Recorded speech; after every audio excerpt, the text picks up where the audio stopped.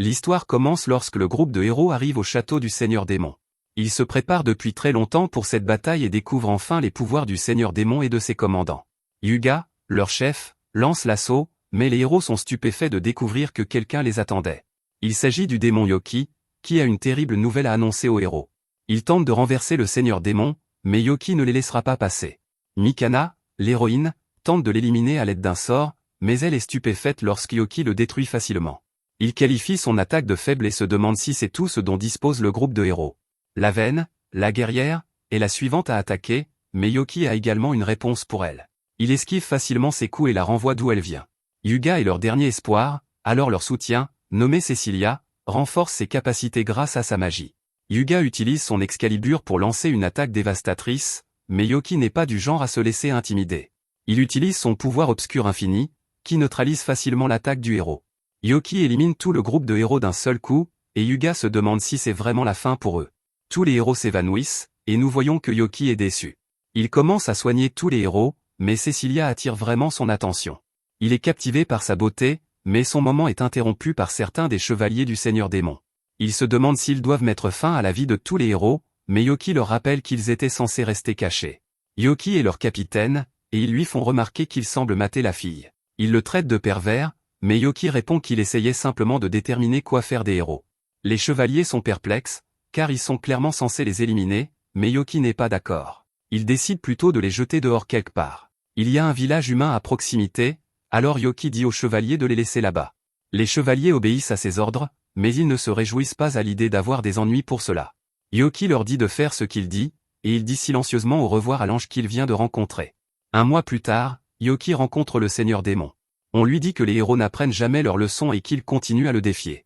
Yoki les bête toujours, et ils ont essayé 13 fois. Le Seigneur Zekle n'arrive pas à croire que les héros soient si facilement vaincus par Yoki, car celui-ci n'a rien de spécial. Zekle en conclut simplement que les héros doivent être vraiment faibles. Quant au Seigneur Démon, il se demande pourquoi Yoki ne met pas simplement fin à la vie des héros. Yoki explique que ces vauriens ne méritent même pas d'être éliminés, mais le Seigneur Démon a d'autres plans. Si Yoki ne met pas fin à leur vie, le Seigneur Démon dit qu'il laissera simplement cette tâche aux subordonnés de Yoki. Yoki sait qu'il n'aurait aucune chance contre les héros, alors il dit au Seigneur Démon qu'il s'en chargera lui-même. Yoki décide que s'il épargne à nouveau les héros la prochaine fois, leur vie sera en danger.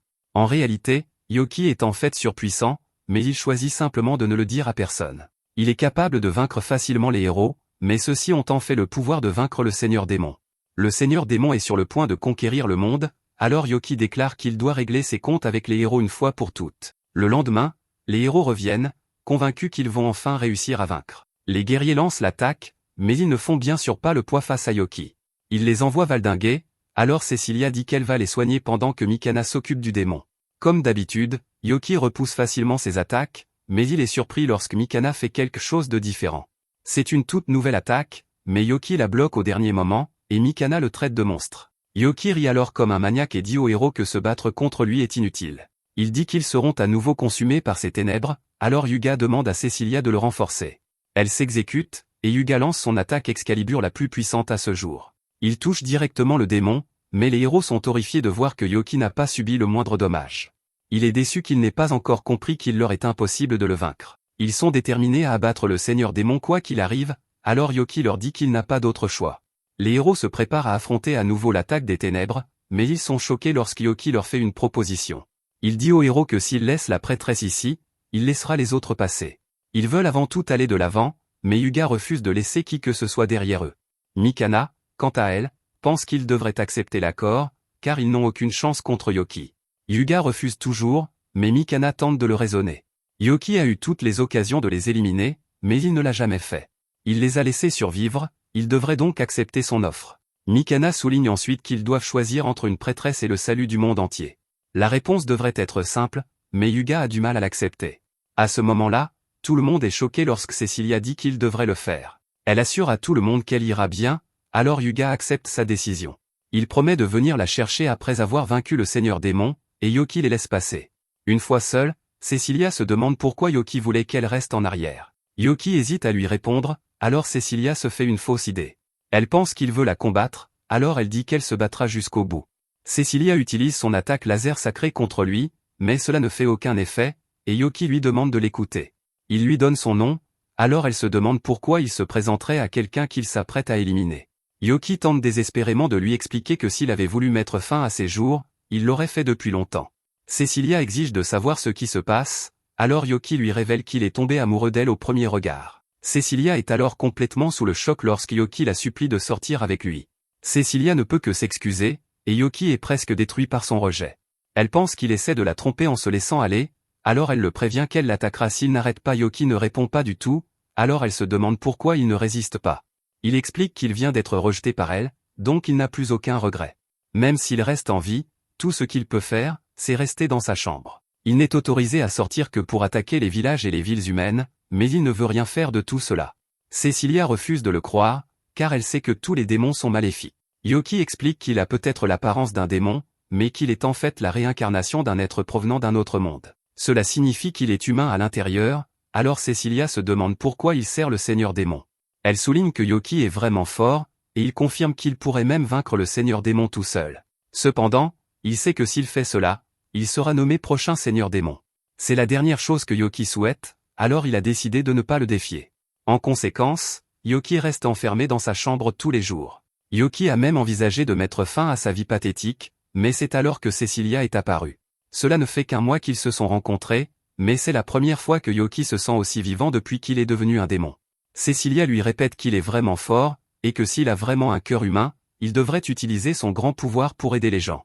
Elle lui assure qu'il n'est pas trop tard et le supplie de l'accompagner dans le monde extérieur. Quelque temps plus tard, les héros sont célébrés pour avoir vaincu le Seigneur Démon.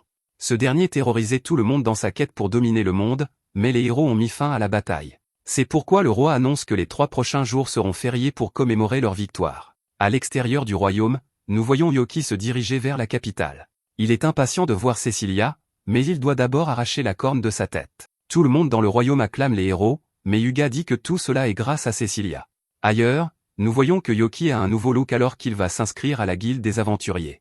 Yoki remplit les formulaires et on lui dit qu'il commencera au rang F. Le rang le plus élevé est S, et il devra accomplir des quêtes pour monter en grade. La réceptionniste lui dit qu'il lui faudra probablement environ un mois pour passer du rang F au rang E, et cela conclut son explication. Yoki ne peut s'empêcher de remarquer à quel point ce type est décontracté, et celui-ci lui dit de ne pas perdre sa carte de membre de la guilde. C'est vraiment pénible de la réémettre, et il est le seul à travailler à la guilde aujourd'hui. Tous les autres membres du personnel ont pris congé pour le festival, et ce type ne veut pas se retrouver avec tout le travail sur les bras. Son nom est Clément, et il souhaite bonne chance à Yoki.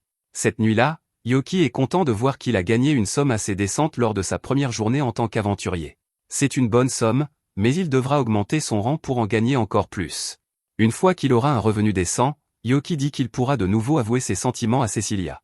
Rien ne se mettra en travers de son chemin, et il déclare qu'il réalisera cet amour quoi qu'il en coûte.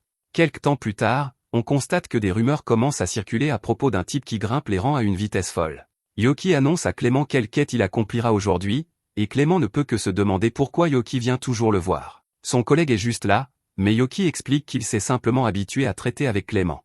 Clément est aussi le travailleur le plus rapide, mais Clément veut surtout savoir qui est vraiment Yoki. Yoki affirme qu'il n'est qu'un débutant aventurier parfaitement ordinaire, mais Clément n'est pas dupe. Il souligne que Yoki est passé du rang F au rang D en seulement une semaine, et rien de tout cela n'est normal. Yoki est horrifié car il n'avait pas réalisé qu'il se trahissait, et il craint d'être allé trop loin. Il veut désespérément cacher sa véritable identité de démon, aussi est-il soulagé quand Clément lâche l'affaire. Cela ne semble pas être de la triche ou une mauvaise action de la part de Yoki, donc Clément laisse tomber. C'est alors qu'une personne mystérieuse arrive et demande à Clément d'annuler la dernière quête. Yoki est choqué de voir qu'il s'agit de Cecilia, et elle essaie de passer inaperçue. Clément promet de ne le dire à personne, et Yoki lui dit que cela fait longtemps qu'ils ne se sont pas vus. Cecilia révèle qu'elle a besoin de lui parler, c'est pourquoi elle lui a demandé de venir chez elle. À sa porte d'entrée, l'un des gardes a hâte de voir Cecilia. Il est horrifié de voir que quelqu'un d'autre est arrivé, aussi le garde exige-t-il de savoir qui il est. Il fait remarquer qu'il s'agit d'une voiture familiale, et qu'il n'a jamais vu Yoki auparavant. Cecilia explique que Yoki est son ami, et ils entrent à l'intérieur. Cecilia s'excuse de ne pas l'avoir rencontré plus tôt, mais Yoki dit que ce n'est pas grave. Il a été occupé à tirer le meilleur parti de sa nouvelle vie d'aventurier. Yoki est impressionné qu'elle ait réussi à le trouver, mais elle fait remarquer que des rumeurs sur lui se propagent partout. Les gens ont remarqué qu'un aventurier débutant a atteint le rang D en un clin d'œil, ce qui est inédit. Cecilia souhaiterait que ce soit tout ce qu'elle avait à dire, mais il y a plus. Yoki se demande ce que cela pourrait être, et il est choqué quand Cecilia lui demande de quitter la guilde des aventuriers. Yoki ne comprend pas, alors elle explique pourquoi, le héros a vaincu le démon, mais cela ne signifie pas que la menace a disparu pour toujours. Yoki voit le problème car vaincre le démon ne signifie pas que les démons et les monstres vont disparaître. Mais ce n'est pas tout, car Cecilia explique qu'il y aura désormais des batailles pour la suprématie entre les nations humaines. Il y a déjà eu des signes que cela se produisait, et ils deviennent plus fréquents. Par exemple, le héros a reçu de nombreuses offres de mariage d'autres pays. C'est parce que les nations utilisent tout ce qu'elles peuvent pour accumuler une puissance militaire et des ressources humaines. Yoki comprend car il est clair que les nations veulent faire du héros un pion dans leur guerre. Yoki se demande ce que cela a à voir avec lui, alors elle l'explique également.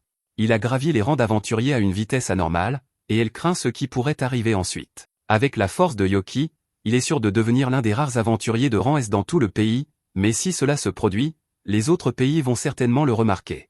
Si Yoki devait être recruté par l'un d'eux et utiliser par inadvertance ses pouvoirs de démon, il pourrait alors être utilisé comme un outil par cette nation pour conquérir le monde. Il serait considéré comme un ennemi par de nombreux pays, et sa seconde vie prendrait sûrement fin.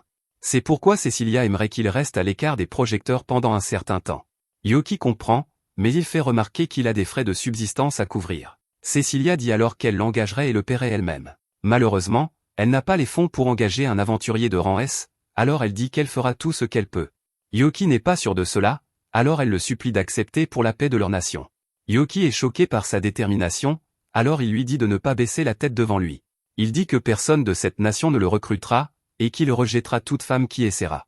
Yoki déclare qu'il n'est intéressé par aucune d'entre elles car il n'a des yeux que pour Cecilia. Cecilia trouve qu'il est vraiment drôle, mais Yoki est horrifié car il vient de céder à une vieille habitude de sa vie antérieure. Cecilia est soulagée de voir que Yoki ne sera pas influencé par une quelconque nation, alors elle retire sa demande. Il peut rester à la guilde des aventuriers, mais Yoki promet quand même de continuer à cacher son identité.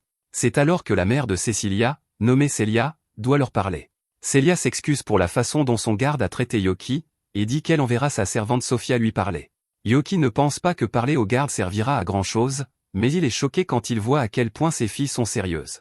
Sophia se demande combien d'os elle devrait casser chez le garde, et Celia dit d'en casser autant qu'elle le souhaite. Celia envoie Sophia et en vient au but de leur réunion. Elle se demande si Cecilia lui a déjà dit, mais Cecilia essaie de dire que ce n'est plus nécessaire. Celia continue d'expliquer en disant que Cecilia a reçu de nombreuses offres de mariage. Elle a même reçu une demande en mariage du héros, et il semble être assez épris d'elle. Yoki ne peut pas croire ce qu'il entend car il est sûr que le héros a des tonnes de filles qui le poursuivent. Le héros est vraiment populaire, alors Yoki ne peut que se demander pourquoi le héros doit se mettre en travers de son amour. Cecilia lui dit de se calmer, et Yoki réalise qu'il a encore laissé transparaître son ancien moi. Cecilia explique qu'elle a refusé toutes les offres, y compris celle du héros. Celia voit bien que Yoki est amoureux de Cecilia aussi, alors elle se demande pourquoi il ne l'épouse pas tout simplement. Yoki est complètement pris au dépourvu, mais Celia veut juste savoir s'il le fera ou non. Yoki est encore à court de mots, et il sent que toute cette situation dérange Cecilia. À cause de cela, Yoki dit qu'il lui a déjà fait part de ses sentiments. Elle l'a rejeté, donc il ne veut pas la forcer. Il travaille dur en tant qu'aventurier maintenant, et une fois qu'il aura une vie décente, il prévoit de lui demander à nouveau. Les filles sont maintenant celles qui sont choquées, et Celia en a assez entendu. Yoki s'excuse de rejeter sa suggestion, mais c'est juste qu'il veut respecter les sentiments de Cecilia.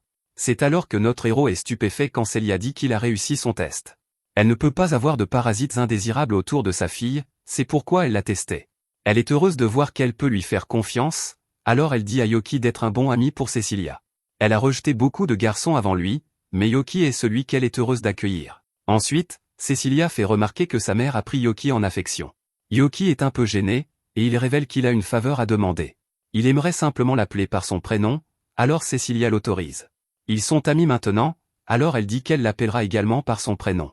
Yoki ne s'attendait à rien de tout cela, alors il ne pourrait pas être plus heureux. Merci d'avoir regardé mon récapitulatif. Assurez-vous d'aimer la vidéo.